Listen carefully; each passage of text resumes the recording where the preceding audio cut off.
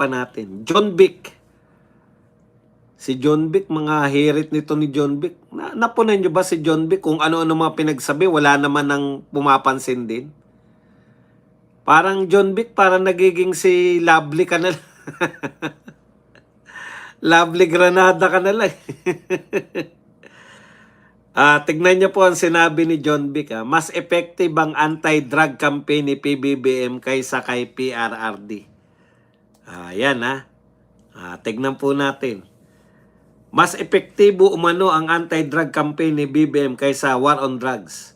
Ginit ni DILG Secretary John Vic Remilla na mas effective umano ang kasalukuyang anti-drug campaign, etc. etc. Okay. Ito po yung mga katwiran niya.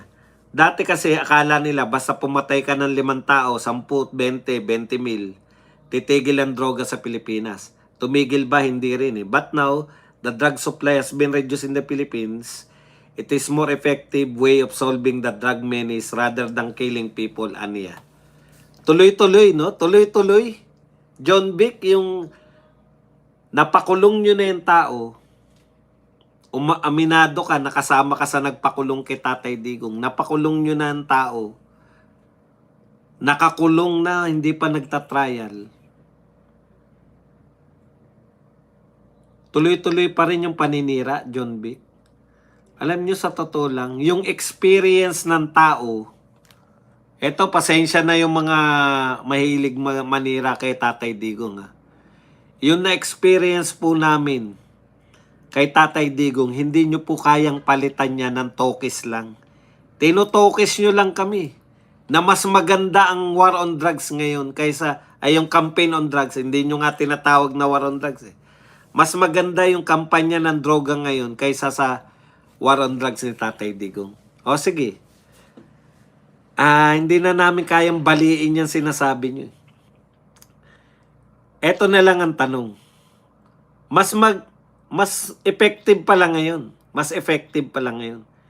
Ito po ang hindi mapapasubalian na katanungan.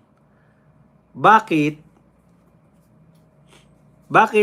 kung mas effective ngayon yung campaign against drugs, bakit ang rating ni Tatay Digong sa mga survey, trust rating, at saka yung approval rating ni Tatay Digong, bakit 90%?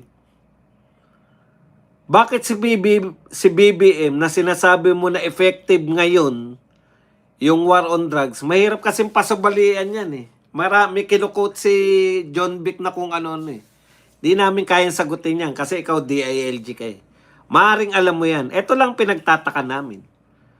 Bakit yung sinasabi mong palpak na war on drugs na pangunahin, isa sa pangunahing proyekto ni Tatay Digong, bakit siya 90% sa approval and trust rating? Bakit yung sinasabi mo na effective na campaign against drugs ngayon, bakit negative ang rating sa mga tao? Bakit yung sinasabi mo na presidente na palpak yung war on drugs, bakit mahal na mga Pilipino? Bakit hinahanap ng mga Pilipino yung kanyang kind of leadership? Bakit yung sinasabi mo na epektibo yung war on drugs, bakit halos isinusuka ng mga tao?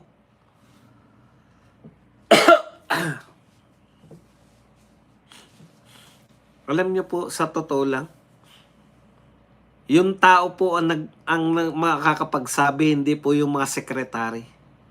In fairness po kay Tatay Digong, wala po siyang tagapuri na sekretary. Ang mga sekretary niya po, nagtatrabaho lahat. Ang mga sekretary niya, hindi namin naringgang, ang galing-galing ni Tatay Digong. Hindi po yung sadya na halos araw-araw pinupuri. Mga tao ang pumupuri kay Tatay Digong. Mga tao yung nagmamahal kay Tatay Digong. Hindi po yung mga sekretaris lang. Hindi po namin naringgan sila Tugade, sila Bello, sila Hindi nga namin gano'n naririnig yung mga, wala nga po silang gano'ng mapapress. Hindi po nila pinupuri. Sa kanila po, yung tinatrabaho nila araw-araw, sapat na para sabihin lang nila kung anong tinatrabaho nila.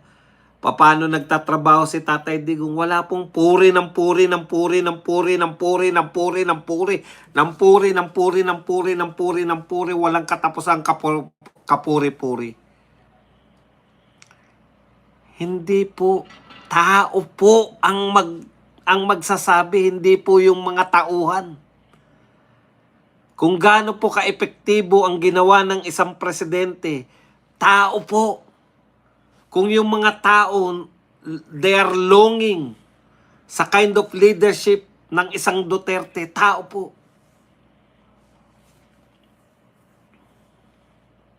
Ang tanong ko po, yung anak ni Digong na nabansagan na may Duterte kind of leadership, siya po nangunguna ngayon, di ba? Siya po ang nangunguna sa lahat ng presidential survey, di ba? Siya po yung ginagawan nyo ng usap para po mapabagsak nyo pero hindi bumabagsak-bagsak, di ba? Dahil po yan sa napabilib kaming mga mamamayang Pilipino. Hindi po, wala pong media, walang bayarang media si BP Sara. Walang bayarang media na mayat maya na pumupuri kay... In fact, ang mga bayarang media, araw-araw bumabanat sa mga Duterte. Tao po ang nagmamahal sa mga Duterte. Akala nyo ba kung nakita naming palpak katulad ng gusto nyong palabasin? Akala nyo ba kung palpak ang war on drugs, ganito kami? Wala namang binabayad sa amin ng mga Duterte. Bakit namin hahangaan yan kung hindi talaga kahanga-hanga?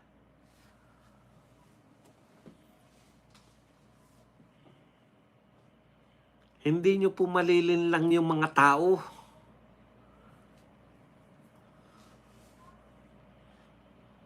Kahit na anong tokis ninyo, alam ng mga tao na ganap sa panahon ni Duterte. Hindi nyo po kami kayang linlangin.